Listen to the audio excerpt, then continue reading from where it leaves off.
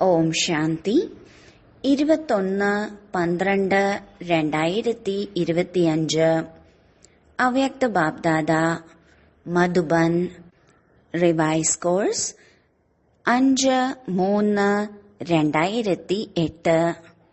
മുരളിയുടെ ടൈറ്റിലാണ് സംഗമത്തിലെ ബാങ്കിൽ സൈലൻസിന്റെ ശക്തിയും ശ്രേഷ്ഠ കർമ്മവും ശേഖരിക്കൂ.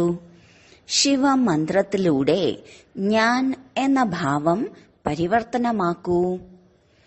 ഇന്ന് ബാപ്ദാദ നാനാഭാഗത്തെയും കുട്ടികളുടെ സ്നേഹം കാണുകയാണ്.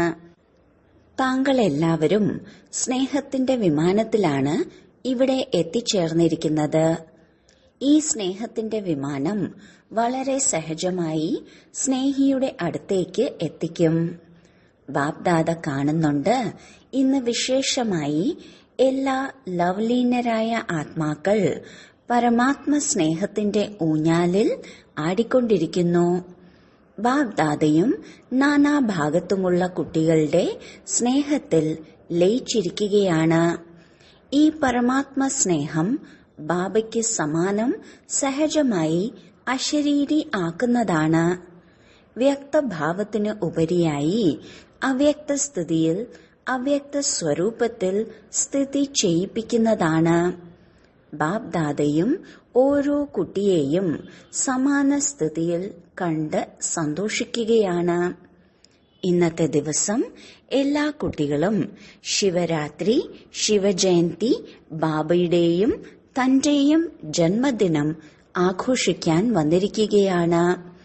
ബാബയും ദാദയും രണ്ടുപേരും അവരവരുടെ വതനത്തിൽ നിന്ന് കുട്ടികളായ നിങ്ങളുടെ ജന്മദിനം ആഘോഷിക്കാൻ വന്നിരിക്കുകയാണ്. മുഴുവൻ കൽപ്പത്തിലും ഈ ജന്മദിവസം ബാബയുടെയും താങ്കളുടെയും വേറിട്ടതും വളരെ പ്രിയപ്പെട്ടതുമാണ്. ഭക്തരും ഈ ഉത്സവം വളരെ ഭാവനയോടെയും സ്നേഹത്തോടെയും ആഘോഷിക്കുന്നു. ഈ ദിവ്യ ജന്മത്തിൽ ഏത് ശ്രേഷ്ഠ അലൗകിക കർമ്മമാണോ ചെയ്തിട്ടുള്ളത്, ഇപ്പോഴും ചെയ്യുന്നുണ്ട്.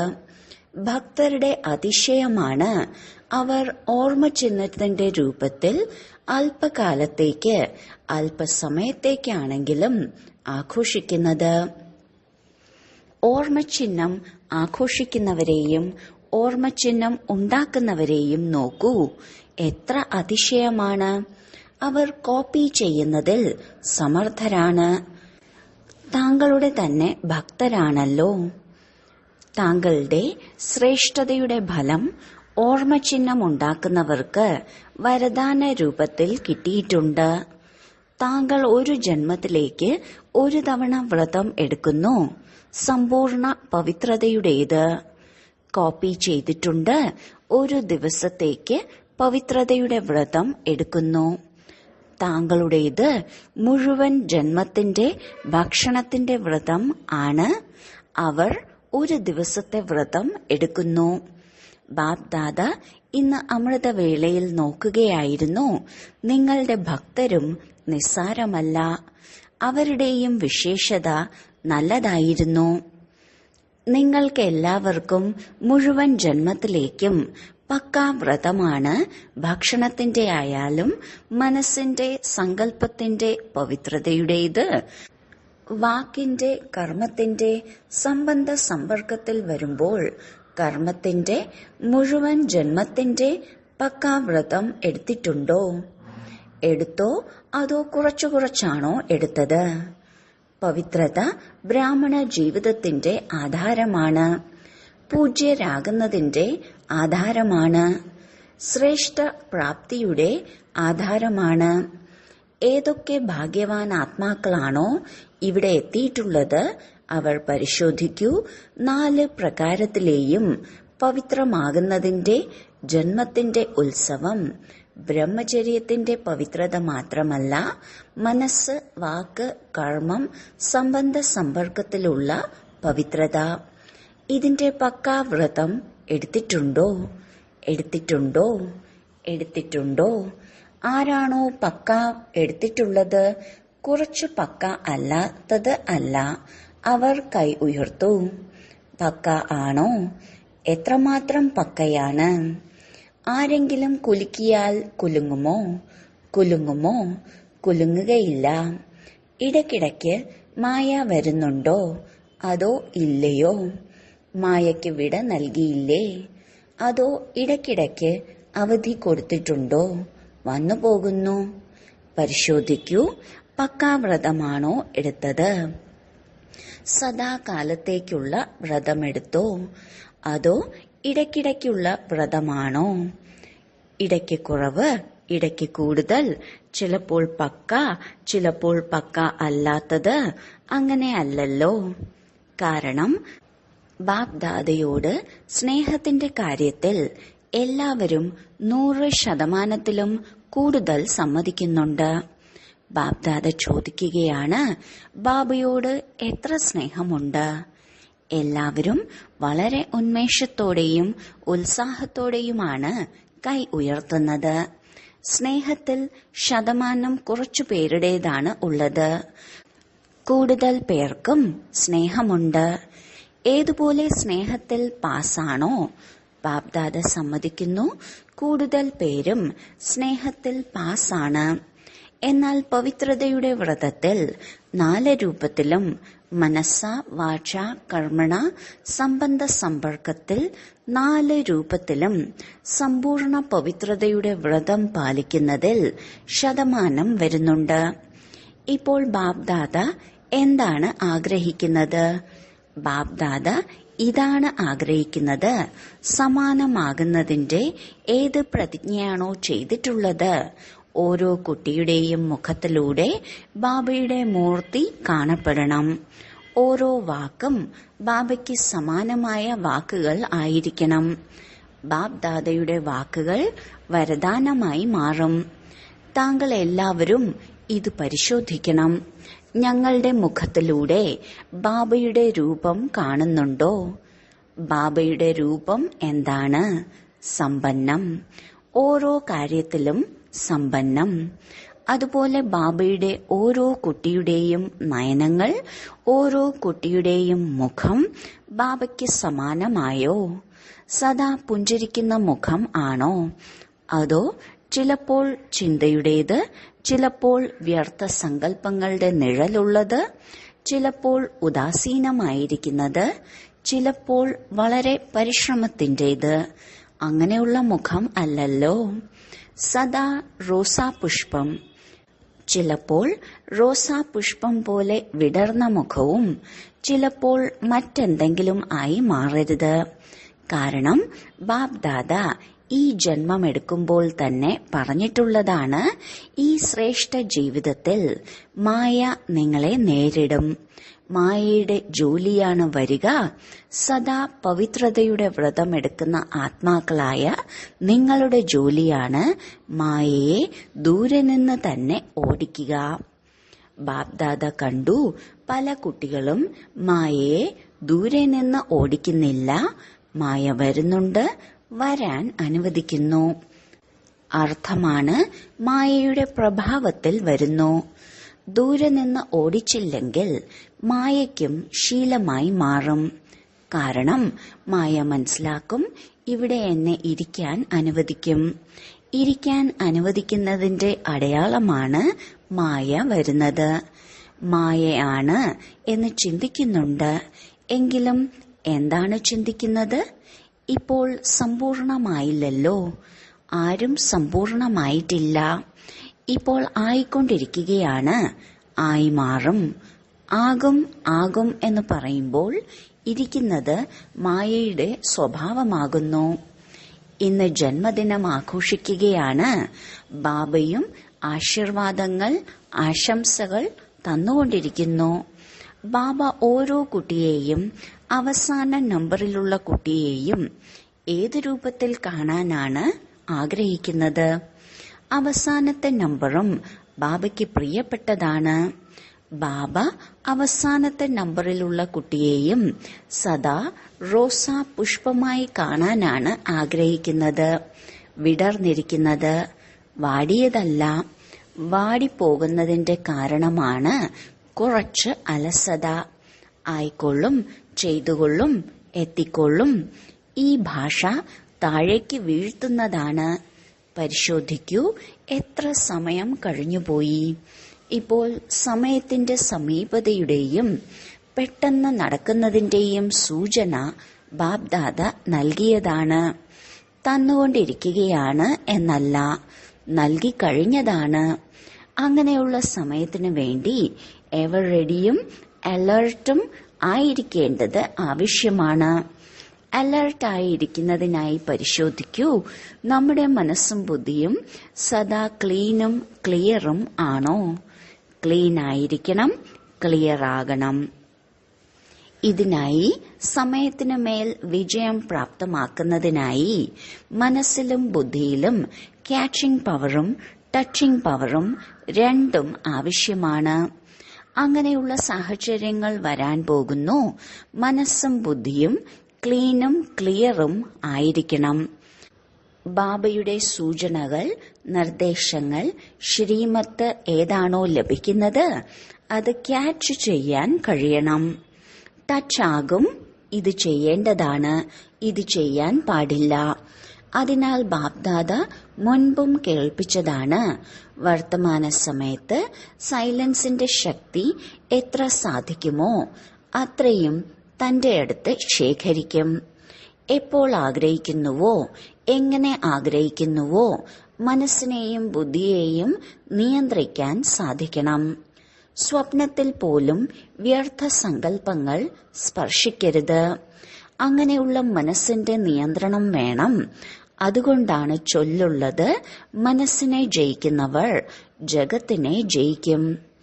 ഏതുപോലെയാണോ സ്ഥൂല കർമ്മേന്ദ്രിയങ്ങൾ, കൈകൾ എവിടെ ആഗ്രഹിക്കുന്നുവോ, എപ്പോൾ വരെ ആഗ്രഹിക്കുന്നുവോ അപ്പോൾ ഓർഡർ അനുസരിച്ച് ചലിപ്പിക്കാൻ കഴിയും.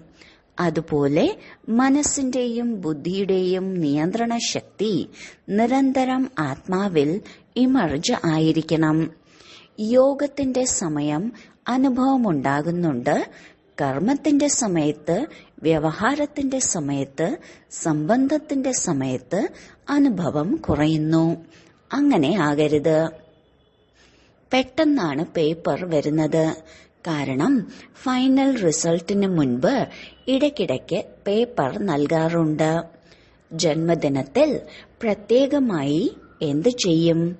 സൈലൻസിന്റെ ശക്തി എത്രമാത്രം ശേഖരിക്കുമോ ഒരു സെക്കൻഡിൽ മധുരമായ നിശബ്ദതയുടെ അനുഭൂതിയിലേക്ക് ലയിച്ചു ചേരൂ. സയൻസും സൈലൻസും. സയൻസും അതിലേക്ക് പോയിക്കൊണ്ടിരിക്കുകയാണ്.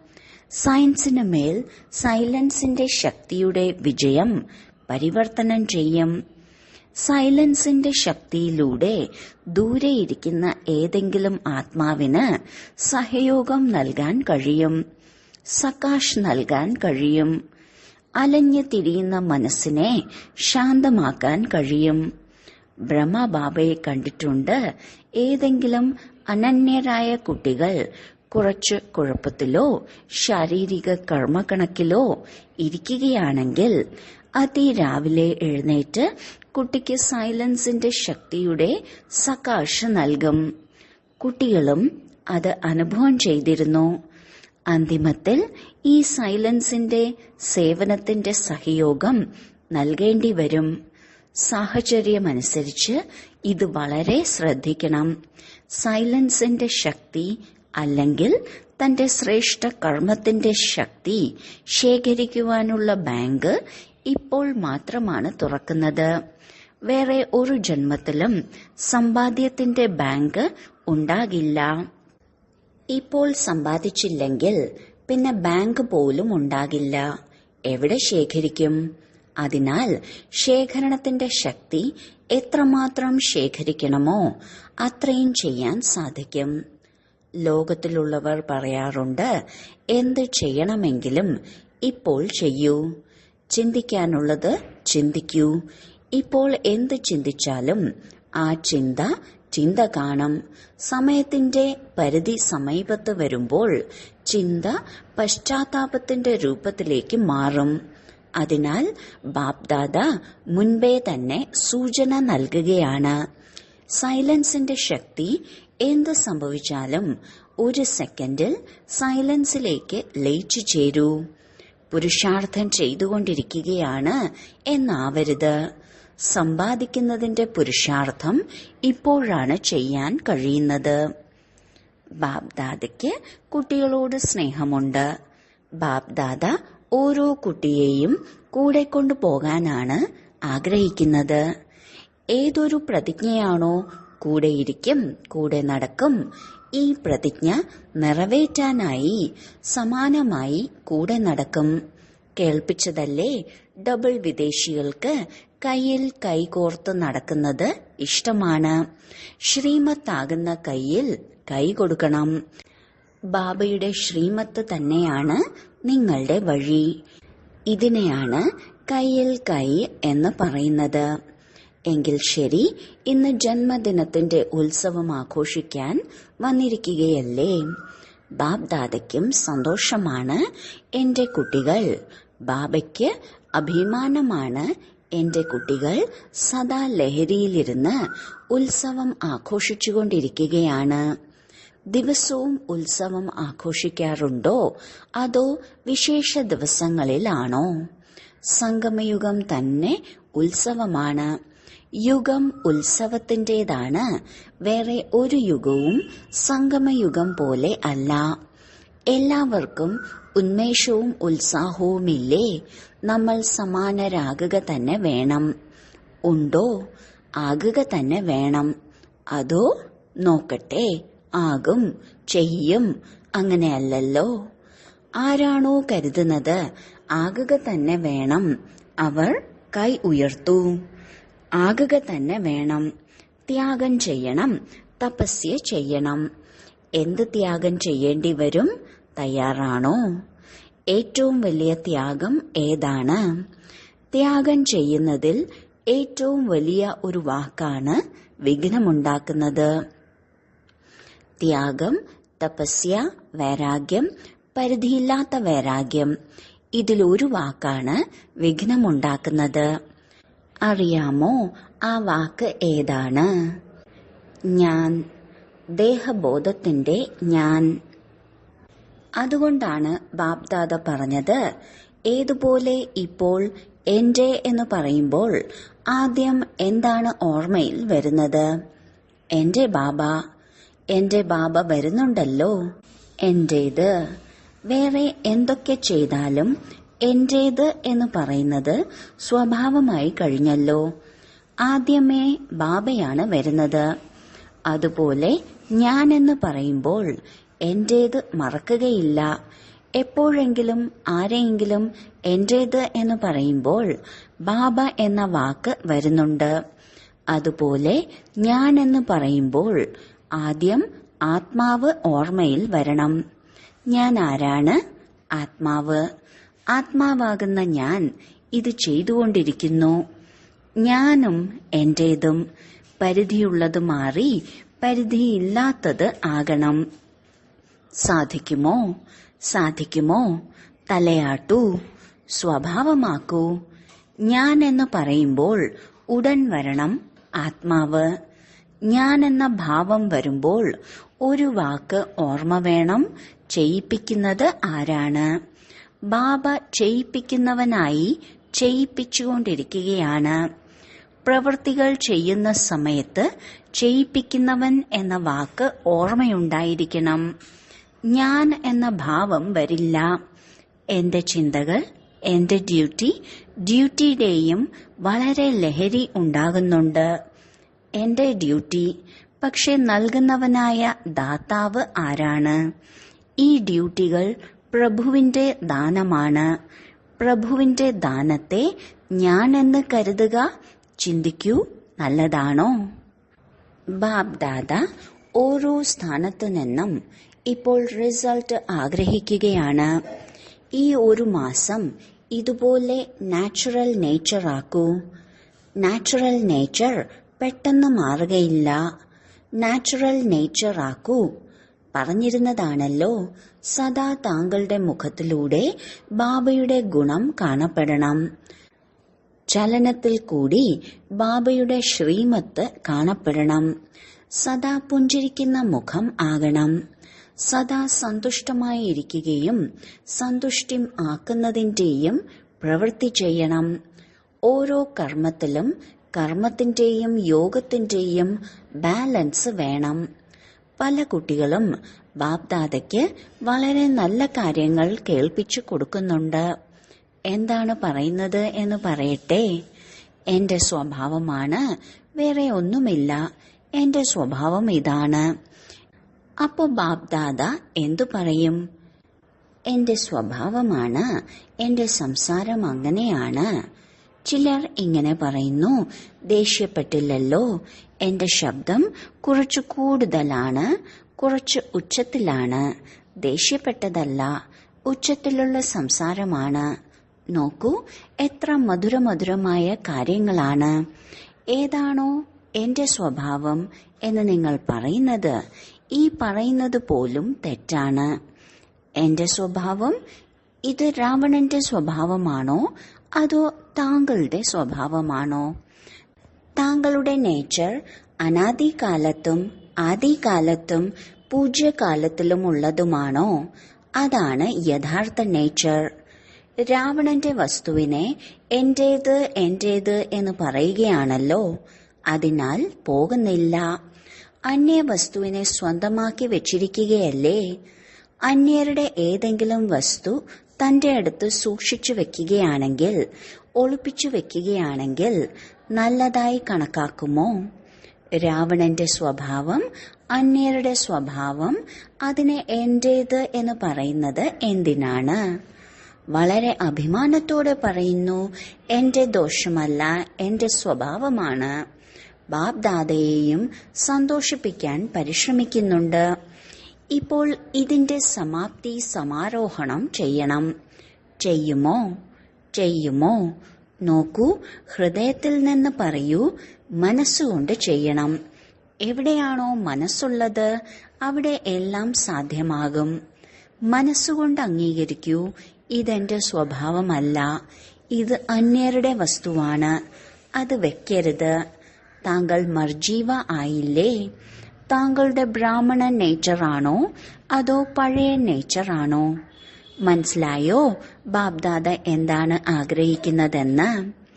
മനസ്സിനെ രസിപ്പിക്കുന്നതിന് ആഘോഷിക്കൂ, നൃത്തം ചെയ്യൂ, കളിക്കൂ.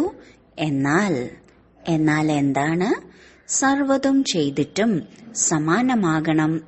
സമാനമാകാതെ കൂടെ പോകുന്നത് എങ്ങനെ?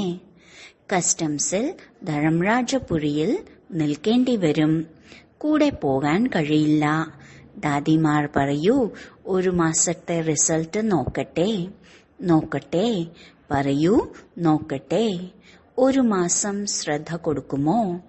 1 മാസം ശ്രദ്ധ കൊടുക്കുകയാണെങ്കിൽ സ്വഭാവമായി മാറും. മാസത്തിൽ 1 ദിവസം പോലും കളയരുത്. നല്ലതാണ്. ദാദിമാർ ചുമതല എടുക്കുന്നുണ്ട്.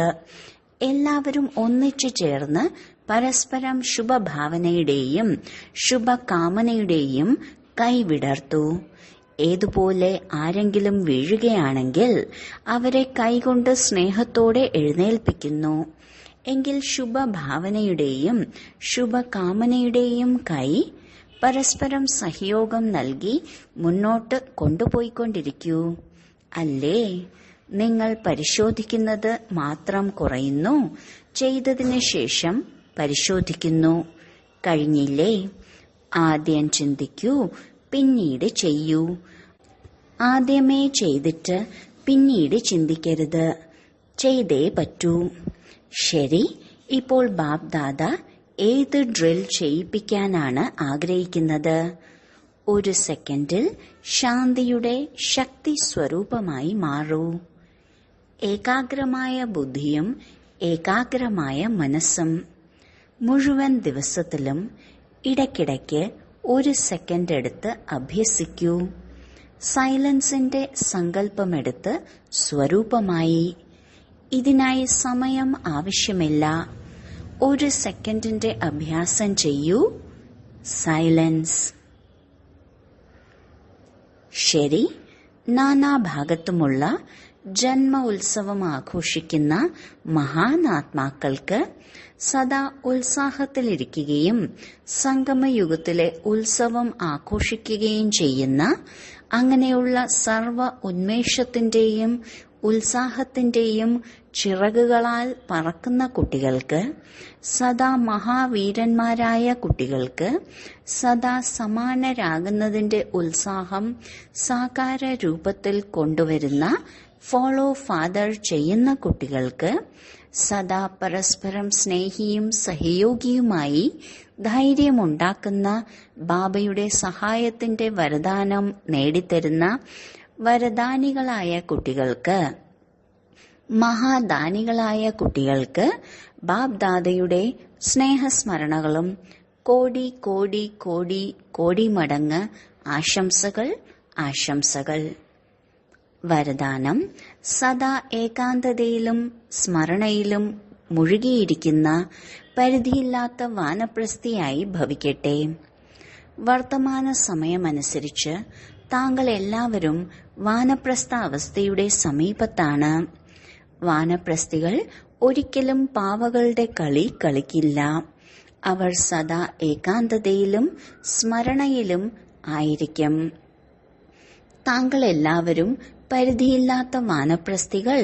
സദാ ഒന്നിന്റെ അന്ത്യത്തിൽ അർത്ഥം നിരന്തരം ഏകാന്തതയിലിരിക്കൂ. ഒപ്പം ഒന്നിന്റെ സ്മരണ ചെയ്തുകൊണ്ട് സ്മൃതി സ്വരൂപമാകൂ. എല്ലാ കുട്ടികളെയും പ്രതി ബാബ് ദാദ ഈ ശുഭ ആശയാണ് വെക്കുന്നത്. ഇപ്പോൾ ബാബയും കുട്ടികളും സമാനരാകണം.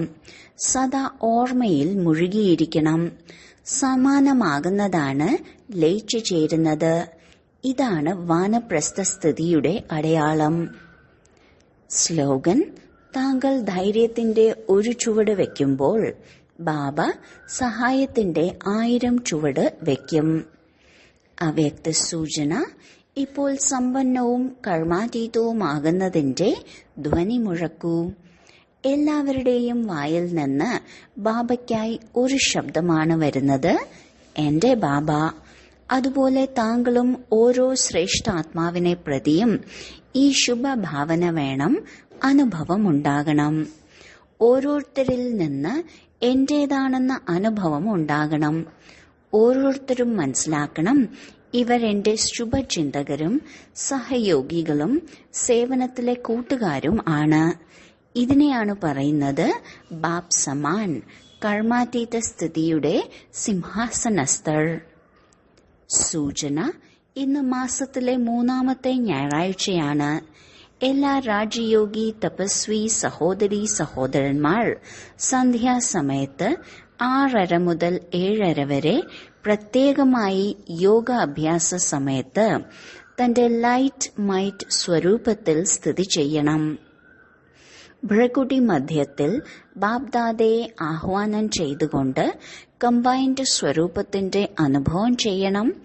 നാനാഭാഗത്തും ലൈറ്റിന്റെയും മൈറ്റിന്റെയും കിരണങ്ങൾ വ്യാപിപ്പിക്കുന്നതിന്റെ സേവനം ചെയ്യണം. ഓം ശാന്തി.